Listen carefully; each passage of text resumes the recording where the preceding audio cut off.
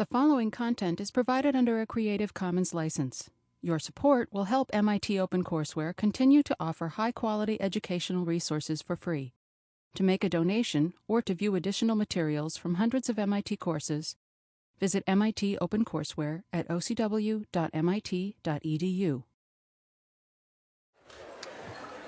So today we are going to continue looking at critical points, and we'll learn how to actually decide whether a critical point is a minimum, a maximum, or a saddle point. So that's the main topic for today. So remember, yesterday we looked at critical points of functions of several variables. And so a critical point of a function, say, of two variables x and y, that's a point where the partial derivatives are both 0.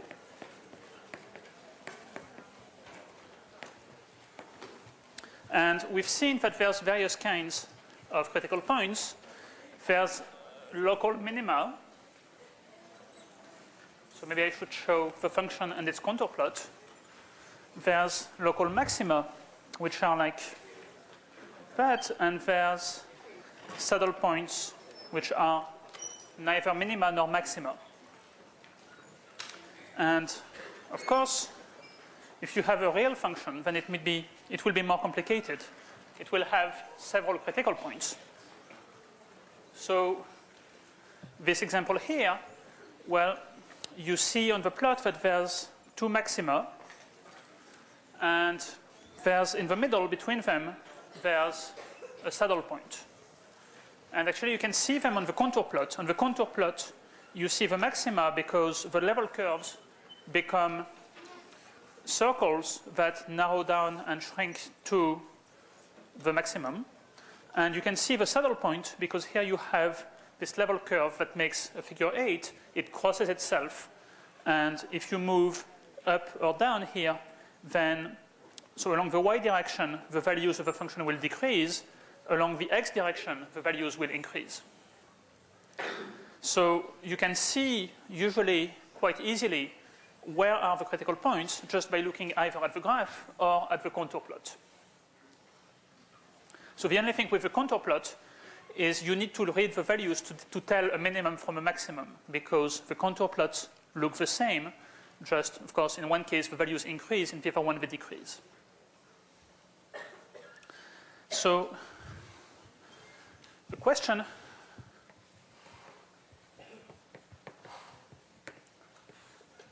is, how do we decide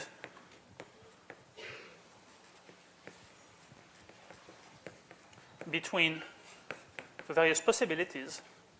So local minimum, local maximum, or saddle point.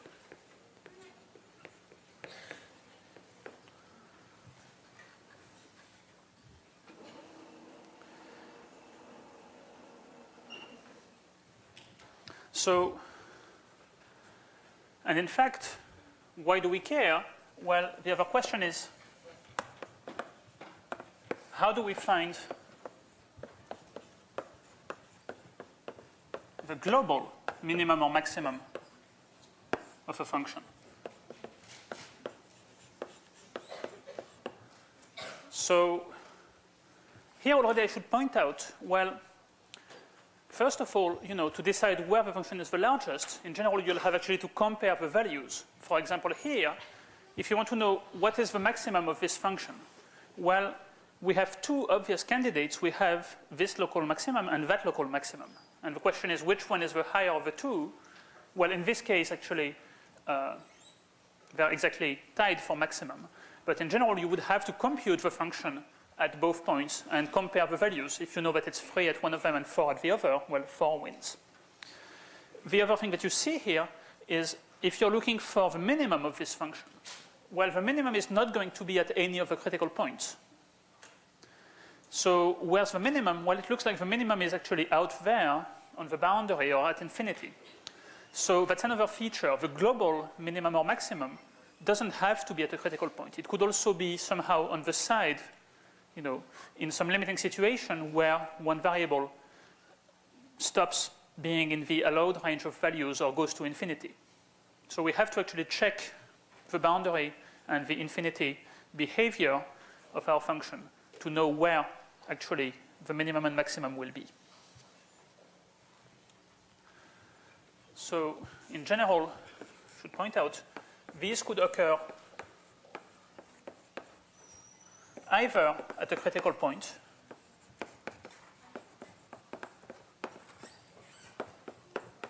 or on the boundary or at infinity. So by that I mean on the boundary of a domain of definition that we are considering. And so we have to try both. Okay, so we'll get back to that. For now, let's try to focus on the question of what's the type of the critical point.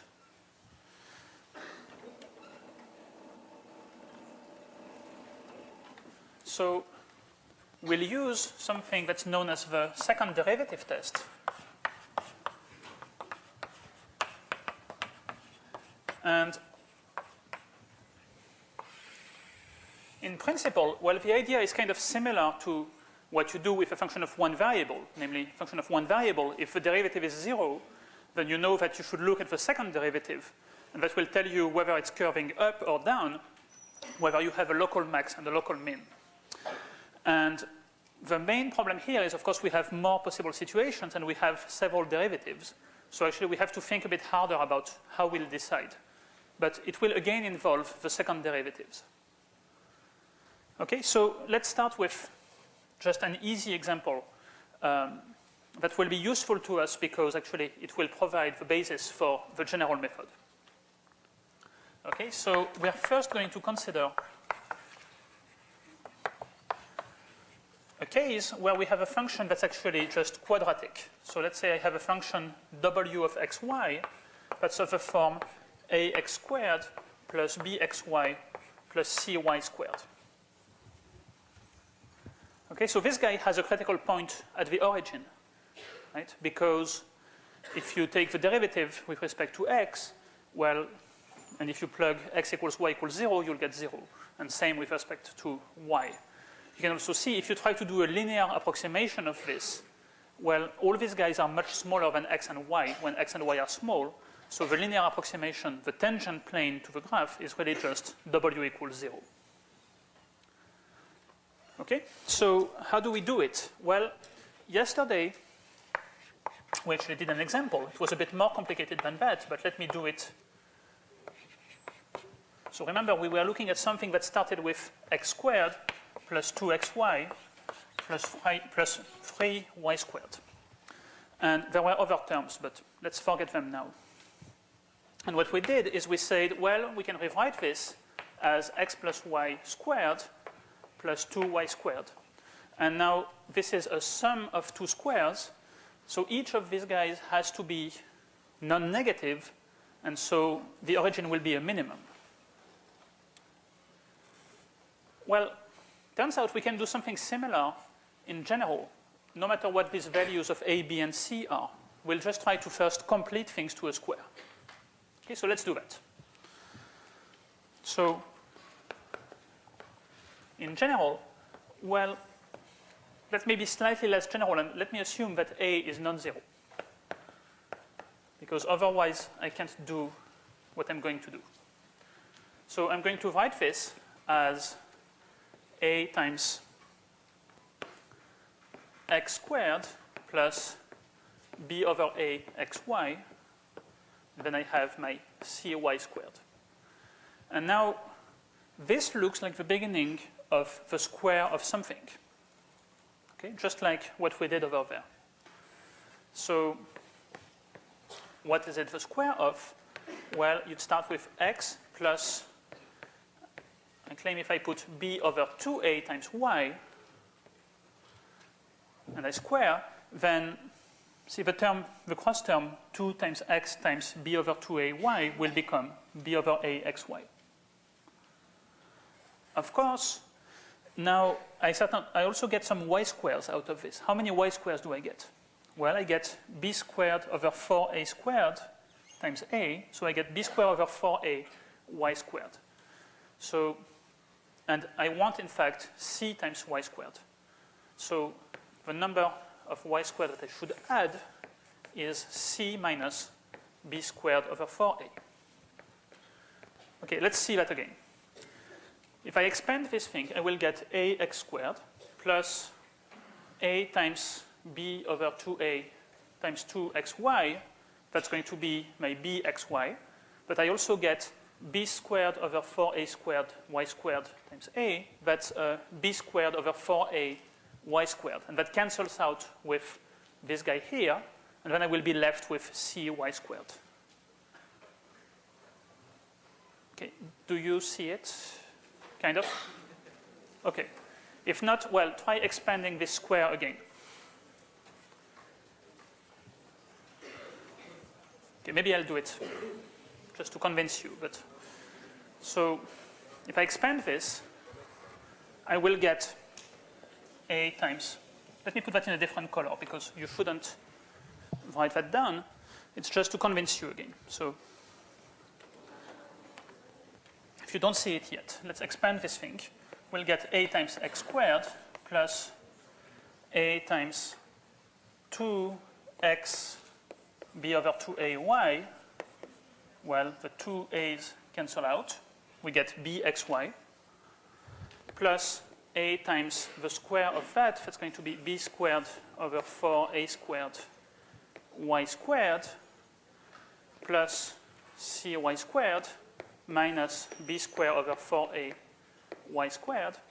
Here the a and the a simplifies, and now these two terms simplify and give me just cy squared in the end.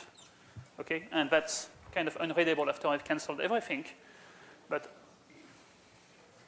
if you follow it, you see that basically I've just rewritten my initial function.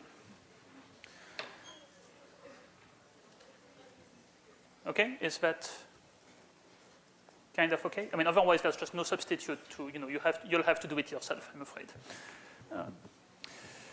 Okay, so let me continue to play with this. So I'm just going to put this in a slightly different form, just to clear the denominators. Okay, so I will instead write this as 1 over 4a times a big thing. So I'm going to just put 4a squared times x plus b over 2a y squared. Okay, so far I have the same thing as here. Okay, I just introduced a 4a that cancels out. Plus, for the other one, I'm just clearing the denominator. I end up with 4ac minus b squared y squared. Okay, so that's a lot of terms. But what does it look like? Well, it looks like, so we have some constant factors, and here we have a square, and here we have a square. So basically we've written this as a sum of two squares. Well, a sum or a difference of two squares. And maybe that's what we need to figure out to know what kind of point it is. Because see, if you take a sum of two squares, then you'll know that each square takes non-negative values, and you'll have the total, the function will always take non-negative values. So the origin will be a minimum. While if you have a difference of two squares, then typically you'll have a saddle point, because depending on whether one or the other is larger, you'll have a positive or a negative quantity. Okay, so I claim there's various cases to look at. So let's see.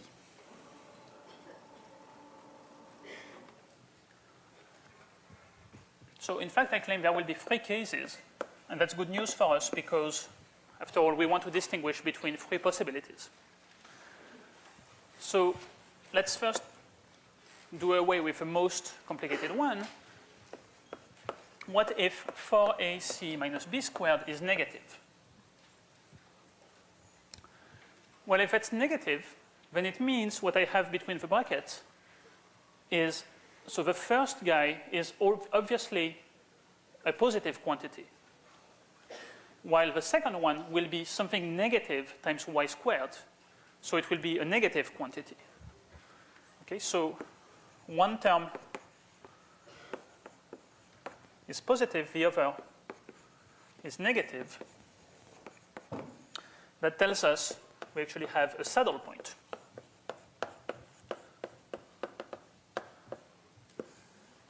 We've in fact written our function as a difference of two squares.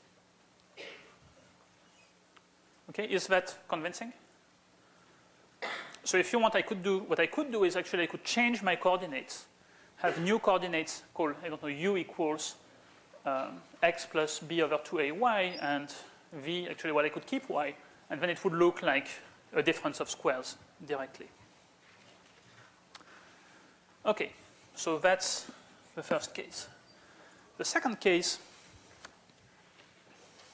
is where 4ac minus b squared equals 0. Well, what happens if that's 0, then it means that this term over there goes away. So what we have is just 1 square. Okay? So what that means is actually that our function depends only on one direction of things. In the other direction, it's going to actually be degenerate.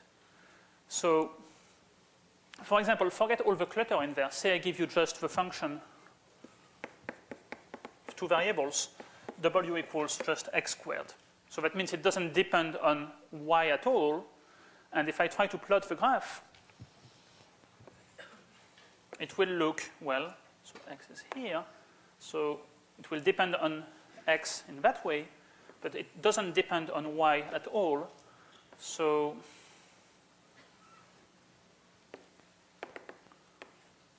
what the graph looks like is something like that. Okay, it's basically it's a valley whose bottom is completely flat. So that means actually we have a degenerate critical point. It's called degenerate because there's a direction in which nothing happens, and in fact you have critical points everywhere along the y-axis. Okay, so now whether the square that we have is x or something else, namely x plus b over 2ay, it doesn't matter. I mean, it will still get this degenerate behavior, but there's a direction in which nothing happens because we just have the square of one quantity.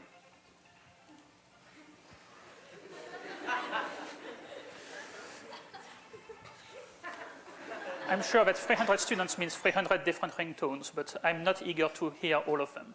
Thanks. Okay. So this is what's called the degenerate critical point. And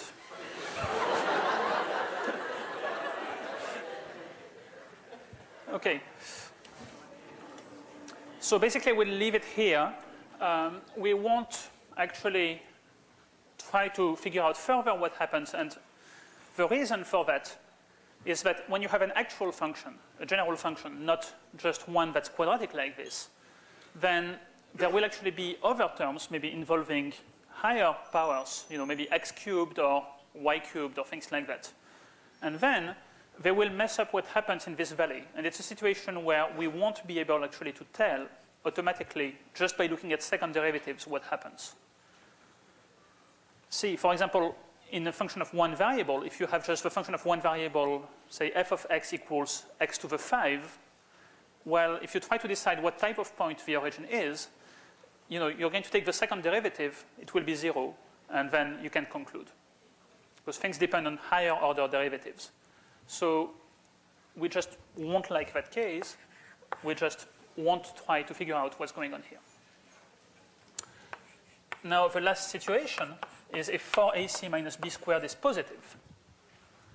So then that means that actually we've written things, the big bracket up there is a sum of two squares. Okay? So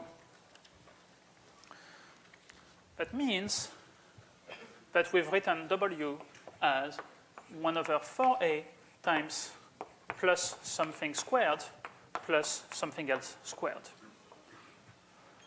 Okay? So these guys have the same sign, and that means that this term here will always be greater or equal to 0. And so that means that we should have either a maximum or a minimum. How do we decide which one it is? Well, we look at the sign of A, exactly. Okay? So there's two subcases. One is if A is positive, then this quantity overall will always be non-negative, and that means we have a minimum. Okay?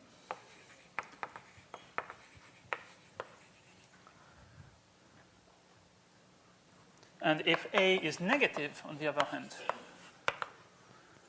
so that means that we multiply this positive quantity by a negative number, we get something that's always negative. So 0 is actually the maximum.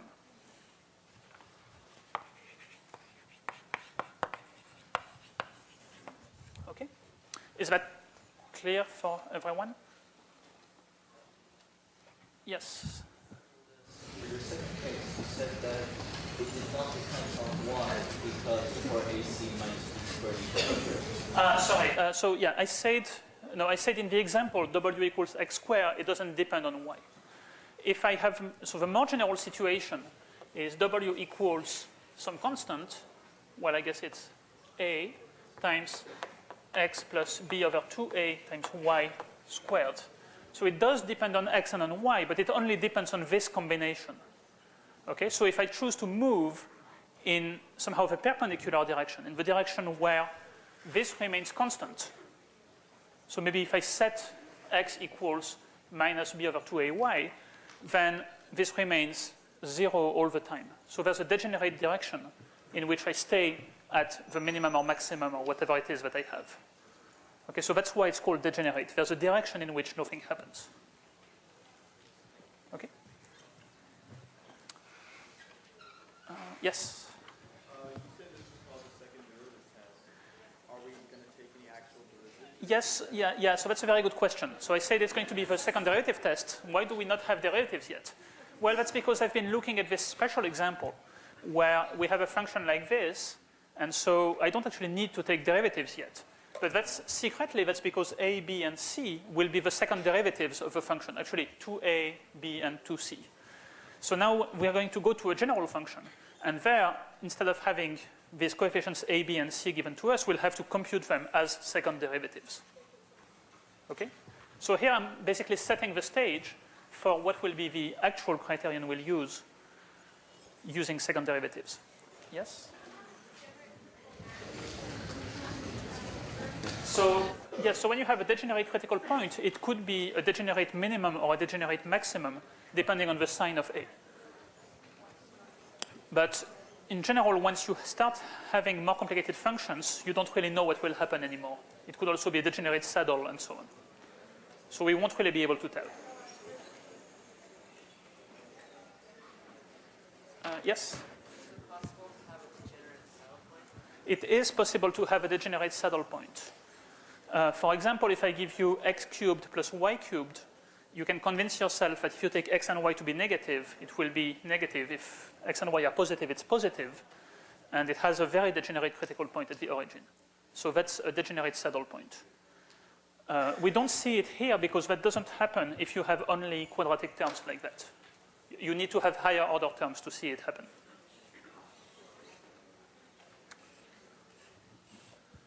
Okay.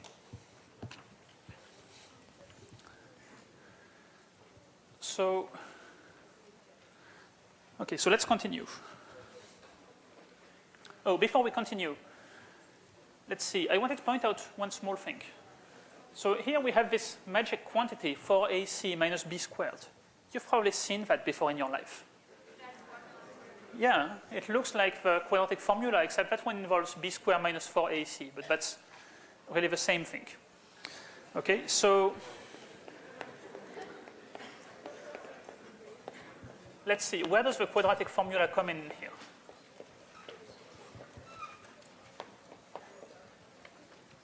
Well, let me write things differently.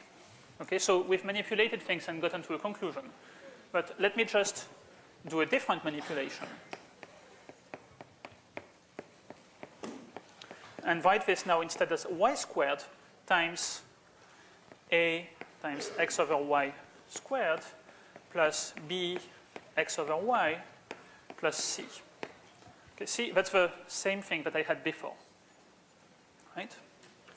Well, so now this quantity here is always non-negative.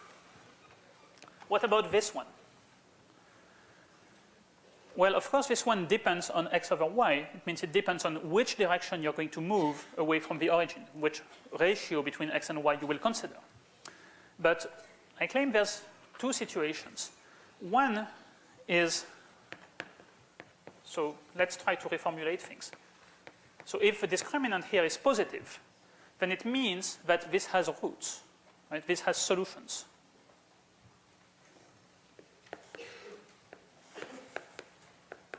And that means that this quantity can be both positive and negative.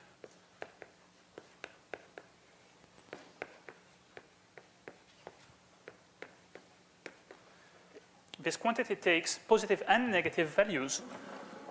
One way to convince yourself is just to, plot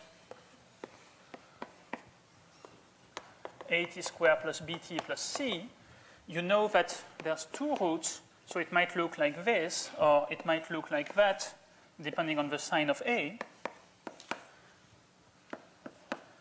But in either case, it will take values of both signs. So that means that your function will take values of both signs.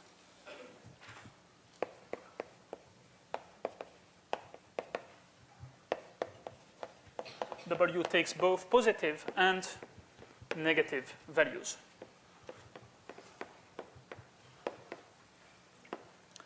And so that means we have a saddle point.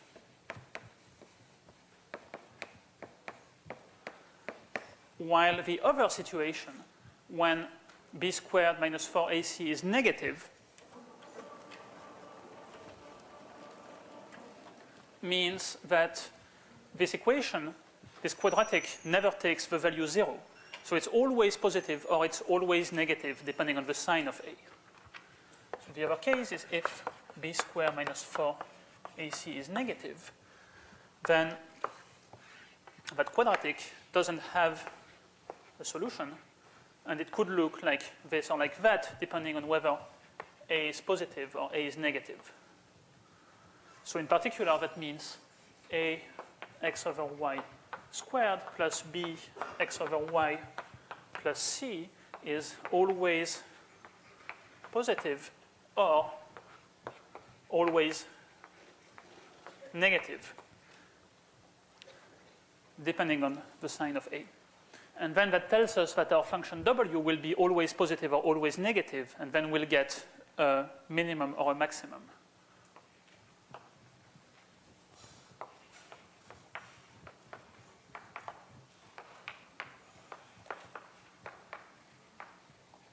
Okay, we'll have a min or a max depending on which situation we're in. Okay, so that's another way to derive the same answer. And now here you see why the discriminant plays a role. That's because it exactly tells you whether this quadratic quantity has always the same sign or whether it can actually cross the value 0 when you have a root of a quadratic.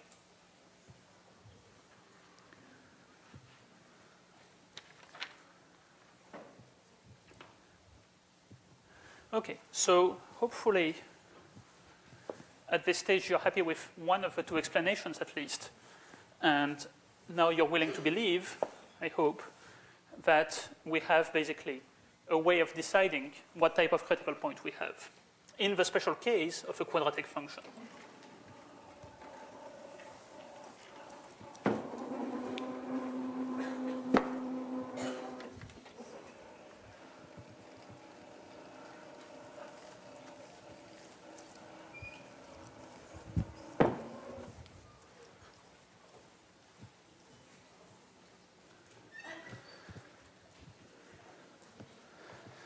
Okay, so now what do we do with a general function? Well, so in general, we want to look at second derivatives.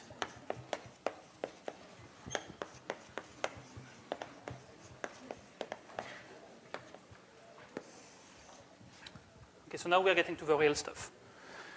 So how many second derivatives do we have? That's maybe the first thing we should figure out. Well, we can take the derivative first with respect to x, and then again with respect to x. Okay? That gives us something we denote by partial square f over partial x squared, or f sub xx. Then there's another one, which is f sub xy, which means you take the derivative with respect to x and then with respect to y. Another thing you can do is do first derivative with respect to y and then with respect to x. That would be f sub yx. Well, good news, these are actually always equal to each other. Okay, so it's a fact that we will admit. It's actually not very hard to check. But so these are always the same.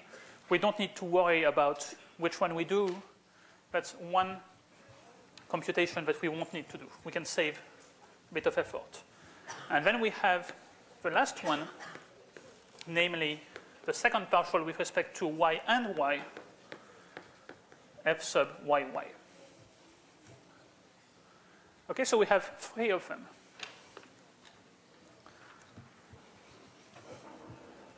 So what does the second derivative test say?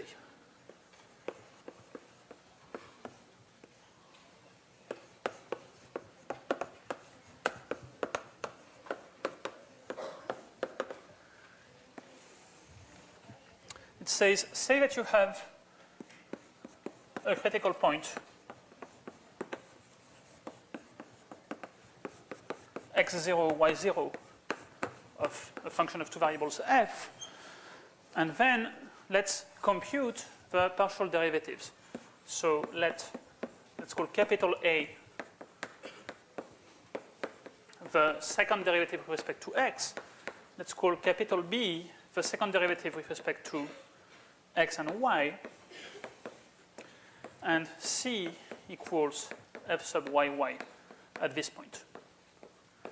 Okay, so these are just numbers because we first compute the second derivative and then we plug in the values of x and y at the critical point. So this will just be numbers. And now what we do is we look at the quantity AC minus B squared. I am not forgetting a 4. You will see why very soon. So if AC minus B squared is positive, then there's two subcases. If A is positive, then it's a local minimum.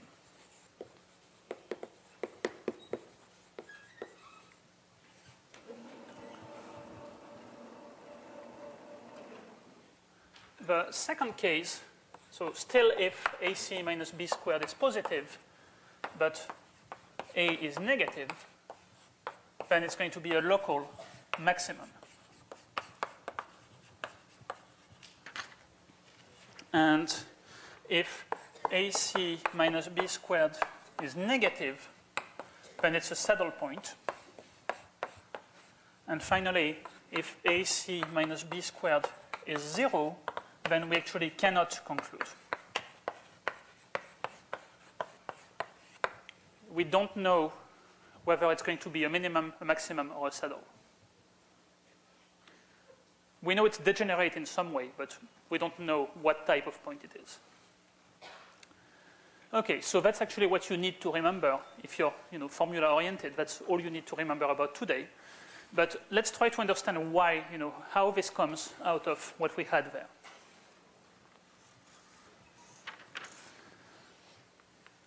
Okay, so I think maybe I actually want to keep, so maybe I want to keep this middle board because it actually has, the recipe that we found before for the quadratic function. So let me move directly over there and try to relate our old recipe with the new one.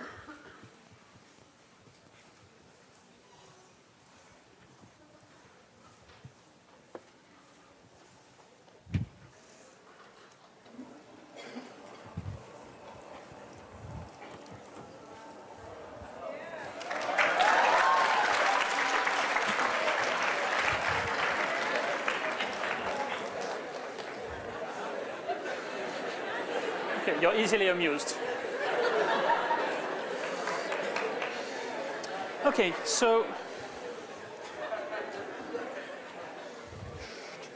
first let's check that these two things say the same thing in the special case that we were looking at.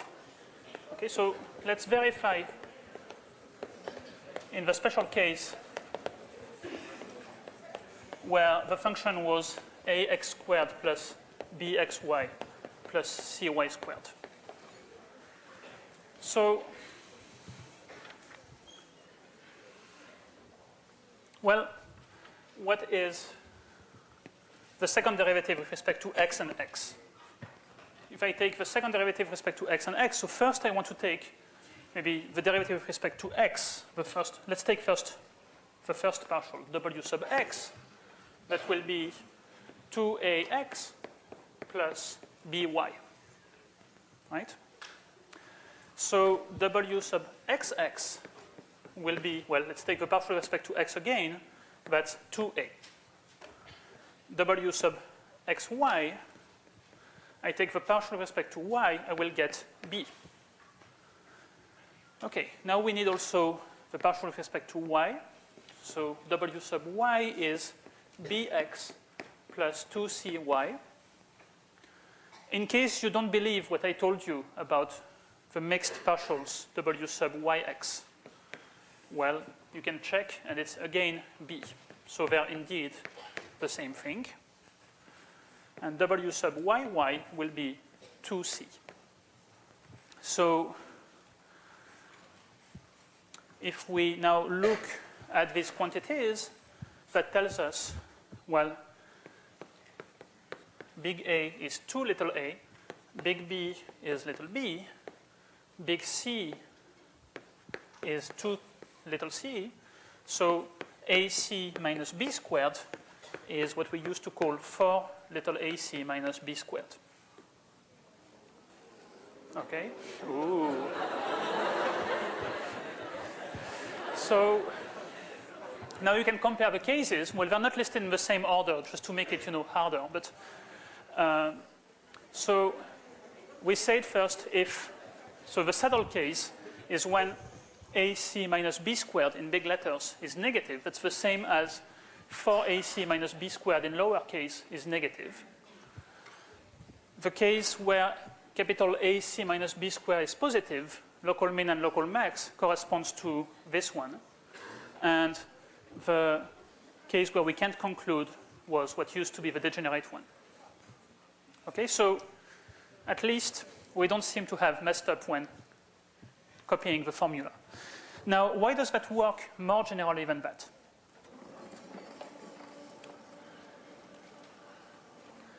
Well, the answer to that is, again, Taylor approximation.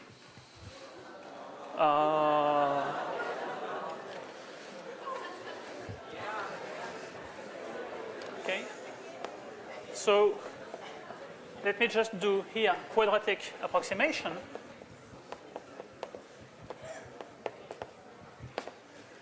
So quadratic approximation tells me the following thing. It tells me if I have a function f of xy, and I want to understand the change in f when I change x and y a little bit. Well, there's the first order terms, there's the linear terms that by now you should know and be comfortable with. That's f sub x times the change in x. And then there's f sub y times the change in y. Okay, that's the starting point.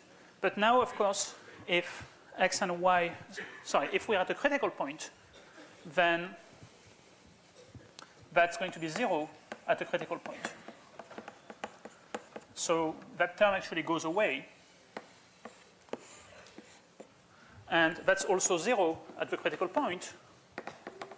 So that term also goes away. Okay, so linear approximation is really no good. We need more terms. So what are the next terms? Well, the next terms are quadratic terms.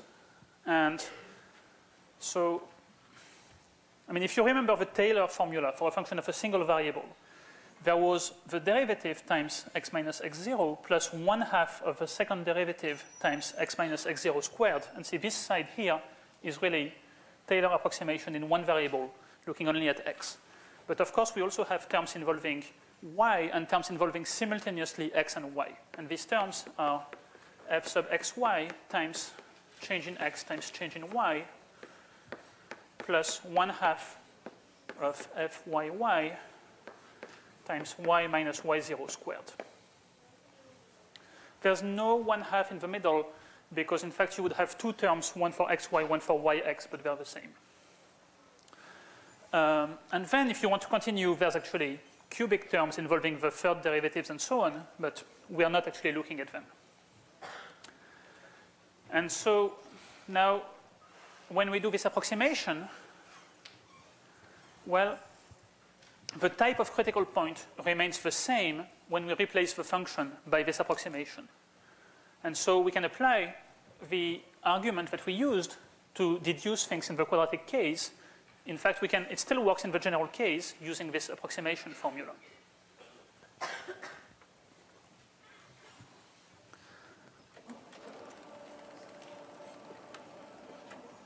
So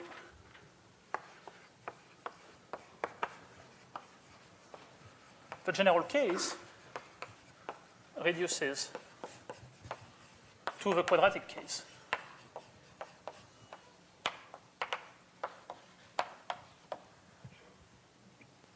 And now you see actually why, well, here you see again how this coefficient, which we used to call little a, is also 1/2 of capital A.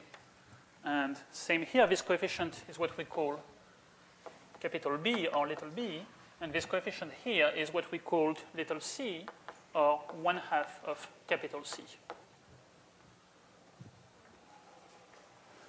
And then when you replace things into the various cases that we had here, you end up with a second derivative test. So what about the degenerate case? Why can't we just say, well, it's going to be a degenerate critical point? So the reason is that this approximation formula is reasonable only if the higher order terms are negligible. Okay, so in fact, secretly, there's more terms. This is only an approximation. There would be terms involving third derivatives and maybe even beyond that. And so in the non-degenerate case, they don't actually matter because the shape of the function, the shape of the graph is actually determined by the quadratic terms. But in the degenerate case, see, if I start with this and I add something even very, very small along the y-axis, then that can be enough to bend this valley slightly up or slightly down and turn my degenerate point into either a minimum or a saddle point. And I won't be able to tell until I go further in the list of derivatives. So in the degenerate case, what actually happens depends on the higher order derivatives.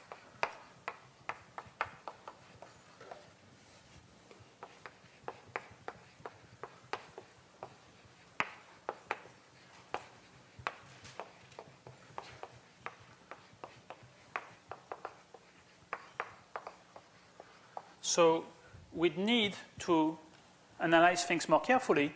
Well, we are not going to bother with that in this class. So we'll just say, well, we cannot conclude. Okay? I mean, you have to realize that in real life, you have to be extremely unlucky for this quantity to end up being exactly 0.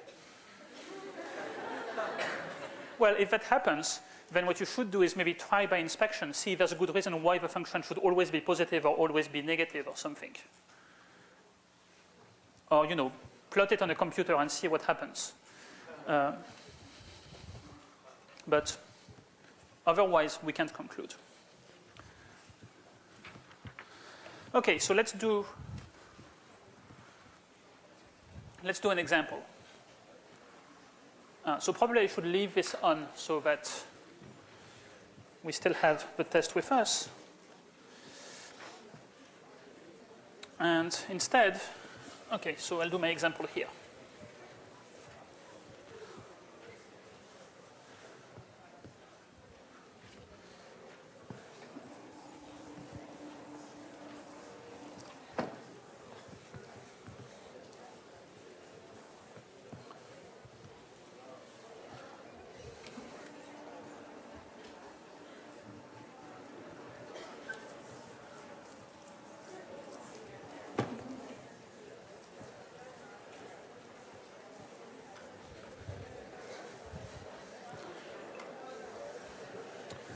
Okay, so let's do an example. Let's say I look at f of xy equals x plus y plus 1 over xy, where x and y are positive. So I'm looking only at the first quadrant. Okay, I mean, I'm doing this because I don't want this denominator to become 0. So I'm just looking at that situation. So let's look first for, so the question will be, what are the minimum and the maximum of this function? So the first thing we should do to answer this question is look for critical points. Okay?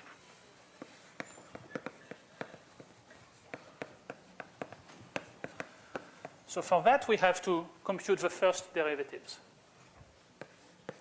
Okay, so f sub x is 1 minus 1 over x squared y. Okay? Take the derivative of 1 over x, that's negative 1 over x squared. And we'll want to set that equal to 0. And f sub y is 1 minus 1 over xy squared, and we want to set that equal to 0.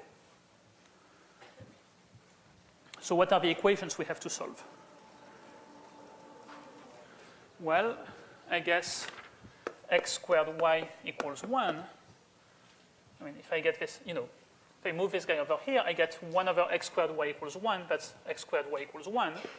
And xy squared equals 1. What do you get by comparing these two?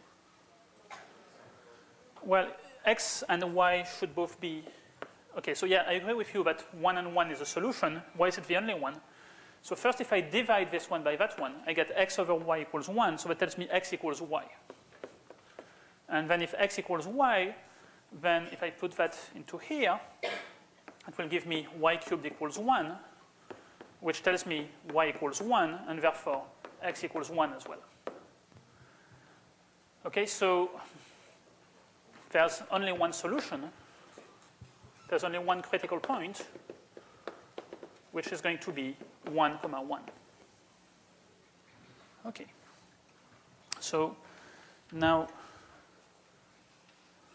here's where you do a bit of work. What do you think of that critical point?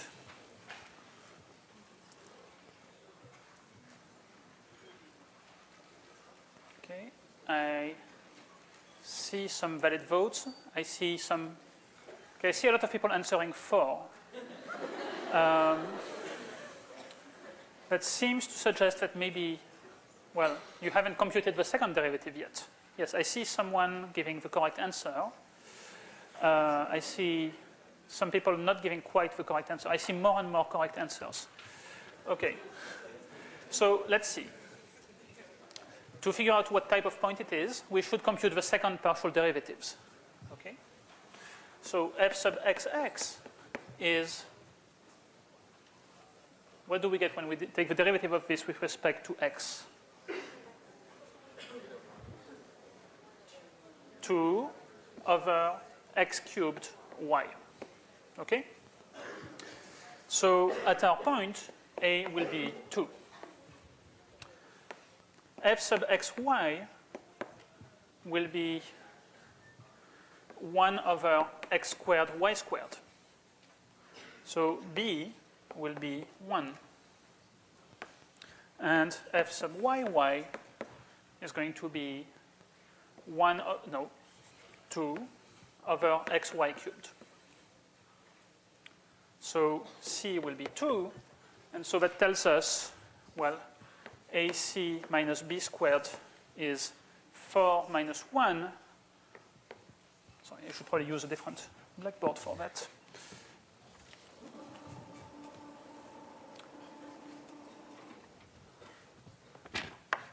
AC minus b squared is 2 times 2 minus 1 squared is 3, is positive.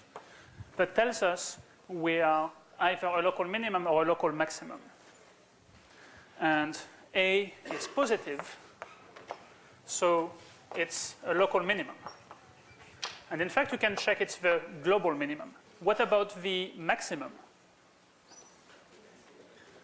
Well, the maximum is not actually at a critical point. It's on the boundary or at infinity. So we have actually to check what happens when x and y go to 0 or go to infinity. Well, if that happens, if x or y goes to infinity, then the function goes to infinity. Also, if x or y goes to 0, then 1 over xy goes to infinity. So the maximum, well, the function goes to infinity when x goes to infinity, or y goes to infinity, or x and y go to 0. So it's not at a critical point. Okay, so in general, we have to check both the critical points and the boundaries to decide what happens. Okay, the end. Have a nice weekend.